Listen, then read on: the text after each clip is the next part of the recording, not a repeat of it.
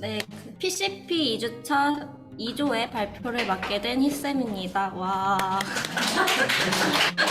지금부터 발표를 시작하도록 하겠습니다. 네, 저희의 목차고요. 먼저 저희의 기획과 계획서에 대해 말씀드리겠습니다. 기획 과정에 있어 중요한 질문이 앞선 시간에 소개가 됐었는데요. 먼저 요거에 대해서 다시 소개를 드리자면, 질문은 왜 개발되어야 하는가, 어떤 요구로 개발하는가, 어떤 가치를 창출하고 싶은가, 해당 가치가 어떤 대상에게 중요한가, 프로그램의 형태로 창출하는 것이 타당한가, 유사한 프로그램이 있었다면 왜 다시 개발되어야 하는가, 물리적, 사회적 자원이 필요한가, 얻고자 하는 결과는 무엇인가로 총 8가지입니다만 저희는 어떤 요구로 개발하는지에 대한 질문은 요구조사 이후 반영하고자 하여 제외하였습니다. 첫 번째 질문에 대한 답은 카페인 우울증 혹은 포모 증후군을 겪으며 주체성을 잃어가는 대학생의 자존감을 회복하도록 돕기 위해서인데요. 혹시 카페인 우울증과 포모 증후군에 대해서 알고 있으신 분이 있으실까요? 아무도 없으신가요? 네, 간단하게 소개를 드리자면, 카페인은 카카오 스토리, 페이스북, 인스타 해서 이 앞글자를 따서 카페인 우울증인데요. 다른 사람의 SNS를 보며 상대적 박탈감을 느끼고 우울감을 느끼는 것을 말합니다. 포모 증후군의 경우에는 자신만 흐름을 놓치고 있는 것 같은 심각한 두려움, 또는 세상의 흐름에 자신만 제외되고 있다는 공포를 나타내는 일종의 고립 공포감입니다. 그래서 저희는 이 두 우울증을 겪는 대학생을 대상으로 자존감 회복을 돕기 위해 선정하였습니다. 두 번째 질문에 대한 답은 자존감의 향상, 주체적 삶의 중요성 함양이 될 것이고요. 세 번째 질문에 대한 대상에 대한 답은 SNS를 이용하는 대학생 중에서 특히 SNS 과의존 경향이 있는 대학생입니다. 또한 저희가 회의를 하면서 SNS 과의존 경향이 있는 대학생의 주변 인물들도 중요할 것 같다라는 대답이 나와서 이 부분도 포함하였습니다.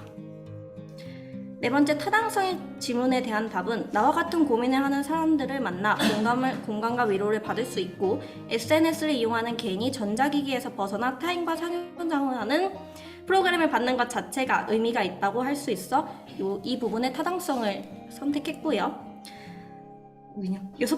다섯 번째 질문에 대한 답은 초등학생 대상 스마트 기기 과의존 예방 프로그램 혹은 자존감 향상 프로그램은 많으나 대학생 혹은 성인을 대상으로 한 프로그램은 거의 없습니다.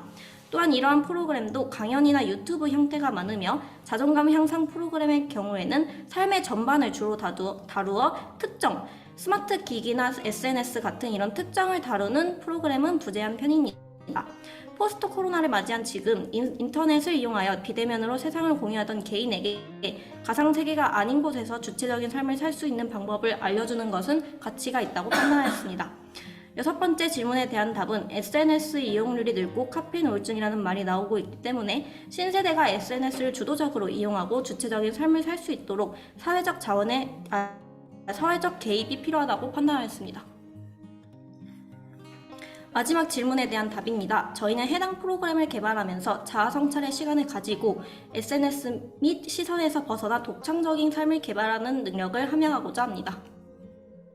요구 분석 계획서를 설명드리겠습니다. 저희가 프로그램을 개발하기 전에 실시하는 요구 조사와 분석의 목적은 SNS 과의존의 위험성과 주체적인 삶 혹은 자존감의 필요성을 확인하고 프로그램을 구성하기 위한 요소를 파악하기 위해서입니다. 이를 위해 대상은 SNS를 이용하는 20, 30대 대학생 혹은 성인 중에서 심층 인터뷰에 응한 사람 중 성비가 고르게 하여 3명을 선정할 것입니다.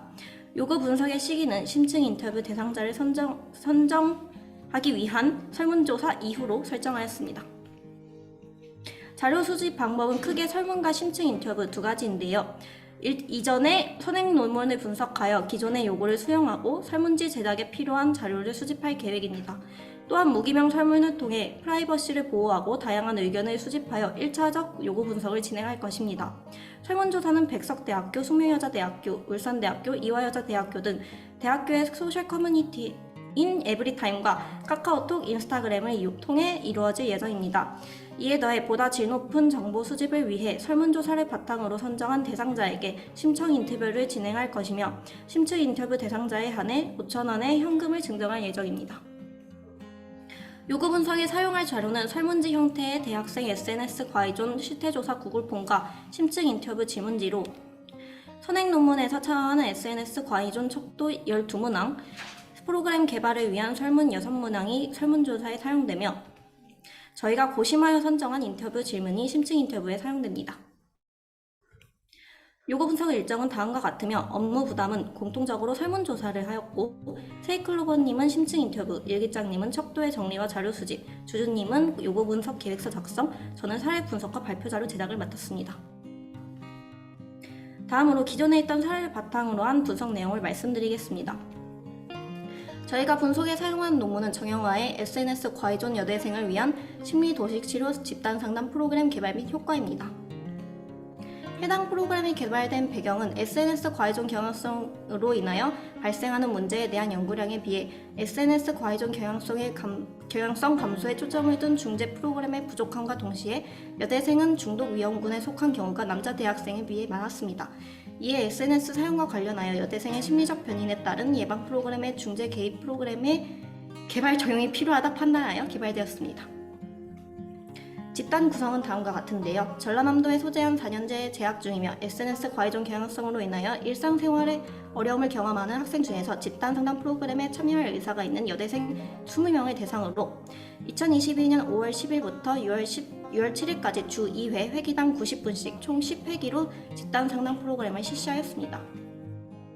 집단 목표는 다음과 같은데요. 간단하게 설명을 드리자면 SNS 과의존 경향성을 인식하고 원인을 탐색하여 또한 자기 통제력과 긍정적인 감정 표현을 배움으로써 일상생활 장애를 극복하고 더 나아가 가상세계 지향 행동을 감소시키는 것입니다. 집단의 형식을 설명드리기 전에 이게 10회기라서 상당히 깁니다. 시간 관계상 이거는 생략할 테니 보시고 질문이 있으신 분은 Q&A 시간 때 말씀해 주세요.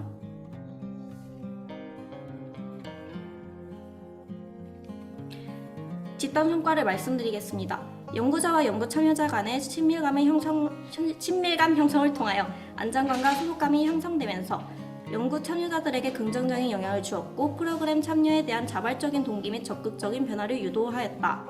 또한 연구 참여자가 건강한 언론으로 성장하기 위하여 꼭 필요한 핵심적 정서 욕구와 5가지의 핵심 감정에 대하여 알게 되었고 SNS상에 몰입하고 있었던 것을 알게 되었다. 자신에 대한 이해와 자기 통제력이 증가함에 따라 SNS를 사용하는 것을 회피하지 않고 스스로 조절하며 타인에게 자신의 의사를 긍정적이고 명확하게 전달한다고 보고하였다. SNS 사용 시간을 줄임에 따라 평소 하고 싶은 일을 하고 대면으로 만나 상호작용하면서 불안, 외로움, 우울과 같은 부정적인 정서가 감소됨을 확인하였다. 이를 통해 해당 집단은 심리도식 치료 집단 상담 프로그램을 활용함으로써 여대생의 SNS 과의존 경향성에 유의미한 영향을 미치는 것으로 확인되었습니다. 요 의의와 제한점 같은 경우는요. 논문의 의의 또한 제한점이기 때문에 의의는 패스할 것이고요. 제한점을 말씀드리면 심리도식 치료 집단 상담 프로그램 효과의 지속성을 알아보기 위해 프로그램 종료 후 추수 검사를 실시할 필요성, SNS 과의존 경향성이 있는 대상자에게 적용하여 집단 상담 프로그램의 효과에 대한 반복 검증의 필요성, 집단 프로그램 개발 과정 중 목표 수익과 구성 단계에서 SNS 과의존 경향성이 있는 집단 상담 프로그램 참여 대상자로 선정된 여대생들의 의견을 반영하지 못하였다는 제한점입니다. 저희는 그래서 성별의 구분이 없는 프로그램, 참여 대상자의 의견을 적극 수용하는 프로그램을 만들도록 하겠습니다. 설문조사 결과에 대해 간략하게 말씀드리겠습니다. 설문조사에 응한 사람은 총 36명으로 그중 여자가 25명, 남자가 11명으로 극강의 성비를 보였습니다. 설문 응답자의 67%가량이 20대 중반이었고 전체 응답자 중 SNS 사용자는 35명으로 1명을 제외한 전체였으며 응답자 중 3분의 1 이상이 프로그램 참여 의사를 밝혔습니다. 심층 인터뷰에 응한 대상자 중 20대 초반을 대변할 여성 한 분, 20대 중반을 대변할 여성 한 분, 20대 후반을 대변할 남성 한 분을 선정하였으며 초반이 남성이었어요? 죄송해요. 자, 20대 초반이 남성분이라고 하십니다. 심층 인터뷰는 어제 3월 15일 수요일에 진행하여 이번 발표에 오르지는 못했습니다. Q&A 시간을 가지도록 하겠습니다. 질문이 있으신 분 계실까요? 네. 가상세계 지향 행동이라고 중간에 나왔던 것 같은데. 네네. 어떤 건지 구체적으로 설명해 주세요. 저희가 가상세계 죄송해요. 가상 세계를 구별하는 게 저도 사실은 잘 모르는데 공대생이 아니어가지고 보통 이제 요즘은 메타로 하기도 하고 이제 익명성이 보장이 되는 이쪽을 가상 세계라고 한다라고는 되어 있었어요. 되어 있는데 저는 사실 잘 모르겠습니다. 죄송해요. 혹시 설명해 주실 공대생분들이 계실까요? 가상 세계. 가상세계가 뭔지 여쭤보신 건가요? 그 가상세계 지향행동이라고 말했어. 가상세계 지향행동? 그러니까 현재 세계 같은 경우는 저희가 이렇게 사람이 있는 곳인데 그게 아니라 이제 인터넷에서 익명성이 발휘되는 그 익명성을 바탕으로 더 주도적으로 삶을 사는 사람들을 말하는 것 같아요. 그 행동에 대해서 약간 억제하시겠다는 건가요? 아, 어딨지? 네, 이쪽 부분 말씀하시는 거 맞으시죠? 단어가 나와 있었는데 잠시만요, 이게 이쪽이 아닌가? 네, 요거. 이쪽에 네 번째 SNS 대체 활동 탐색 및 가상세계 지향행동 감소시키기. 맞아요. 네, 요거는 근데 논문에 기재되어 있는 집단 목표이고 저희가 설정한 집단 목표는 아니고요. 요 가상세계 지향 행동 같은 경우는 이 논문을 보시면은 여대생들이 SNS에 너무 푹 빠져가지고 현실 세계를 배제한다 이렇게 되어 있었거든요. 그래서 요걸 말하는 것 같습니다. 뭐요? 질문이 없다면? 저 질문 네. 네. 질문 있는데요. 그 프로그램 기획 이후에서 네. 이제 이런 우울증 증후군 때문에 네네. 주체성을 잃어간다고 하셨는데 네. 생각하시는 주체성을 잃어간다는 의미가 어떤 건지 좀 알 수 있을까요? 아, 네. 여기 제가 설명드릴 때 카페인 우울증에서 다른 사람의 SNS를 보면 상대적 박탈감을 느끼고 우울감을 느낀다라고 되어 있잖아요. 왜 이제 설문조사 결과 상대적 박탈감은 느끼고 이제 SNS를 지향하면서 여행 다닐 때도 사진만 엄청 찍고 그렇게 SNS 주도적으로 하면서 내가 원했던 삶은 잃어버리고 마치 SNS를 해야 하는 그 SNS 위주의 삶 요거가 될 것 같아요. 그래서 주체성을 잃었다라고 표현할 수 있습니다. 근데 제가 네. 그 내가 원했던 삶이라고 표현 사용하셨잖아요. 네네. 근데 요즘 세대적 특성도 그렇고 가상 세계에 빠져 있는 게 나쁘다고 보시는 건지 아니면은 제가 느끼기에 가상 세계가 요즘 현실 세계랑 완전히 분리되지 않는다고 생각되거든요. 어쩌면 가상 세계에 내가 더 중요한 그런 시대이기 때문에 가상 세계에 빠져든다는 것 자체가 나쁘다 이렇게 보시는 건지 주체성을 잃어간다는 표현을 쓰셔가지고 네, 그런 거는 아니고 주체성을 잃어간다는 게 이제 타인의 SNS를 보면서 거기에 따라가는 거기 때문에 저희는 SNS를 주도적으로 사용하는 쪽으로 그러니까 SNS를 통해서 타인을 베낀다기보다는 이 SNS에서 나를 자기 PR의 시대라고 하죠. 그쪽으로 주도적으로 이용할 수 있는 쪽으로 구상 중입니다. 질문하면 너무 네, 괜찮아요. 근데 약간 그러면 발표자님이 생각하시기에 SNS를 주도적으로 사용한다는 게 남을 따라가는 거랑 어떤 차이가 있다는 건 잘 모르겠어요. 그러니까 제가 생각했을 때는 이건 논문은 그런 건 아니고 제가 생각했을 때는 그러니까 SNS에서 만약 명품 사는 게 유행이다면 그 흐름에 타서 만약 내가 명품을 살 능력이 없는데도 사는 것과 그게 아니라 내가 뭐라고 해야 될까요 이걸? 제가 이게 제가 심층 인터뷰를 어제 진행을 해봤는데 이제 그 두 분은 사실 SNS에 과학을 좀 하는 경향이 없는 분이셨고 한 분이 좀 과학을 좀 하는 것 같다라고 대답을 해주신 분이었어요. 근데 그분한테 어떤 게 주로 SNS를 하면서 힘드냐라는 식으로 물어봤을 때 다른 사람을 보면서 얘는 이걸 했는데 얘는 이걸 했는데 라고 비교를 하는 게 제일 힘들다고 하시더라고요. 그래서 타인이 이렇게 나보다 더 성취를 하는 걸 보더라도 여기에 흔들리지 않고 내 삶의 주체성을 찾아가고 내가 이 삶을 잘 끌어나갈 수 있게 하는 게 주체성을 키워나가는 게 아닐까 그런 생각을 들었습니다. 방금 말씀 주신 거는 이제 남이랑 비교하면서 인스타그램이나 SNS 활동하는 게 아니라 남의 피드는 신경 쓰지 않고 네네 맞죠 정확합니다. 그냥 남의 시선이나 다른 사람들이 올리는 거를 굴하지 않고 내가 올리고 싶은 거, 내가 하고 싶은 거 하면서 SNS를 이용하는 것이 건강한 이용이다 생각을 해서 그런 방향으로 가고 갑니다. 질문이 있죠. 아, 저 괜찮습니다. 고생하셨어요.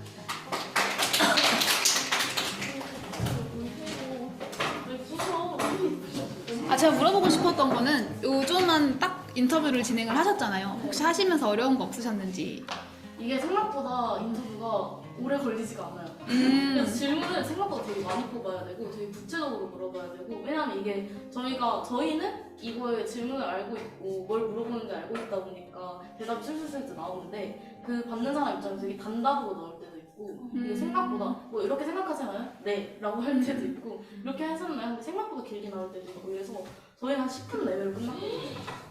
그래서 인터뷰 질문을 되게 촘촘하게 짜야 된다. 그리고 미리 인터뷰를 시뮬레이션을 돌려보는 것도 좋을 것 같다고 생각이 들었습니다.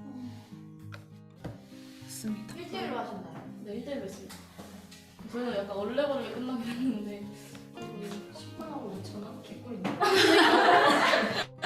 인터뷰를 짜실 때 뭔가 이렇게 생각하셨나요? 이게 아니고 어떻게 생각하셨나요? 라고 물어보면 그렇게 좀 해도 더, 네. 간답이 나오죠. 아, 그런가요? 그래가지고 이게 그러니까 약간 그냥 정말 인터뷰 질문을 촘촘히 짜야 될 것 같아요.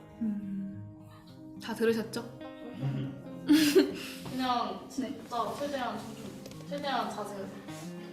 그리고 이거 인터뷰 질문이 없는 거에도 저는 물어봤거든요. 인터뷰 질문이 없어도 들으면서 궁금한 거나 더 이게 필요하겠다 싶으면 더 물어보면 시간이 좀 더 이런 같아요. 좋습니다.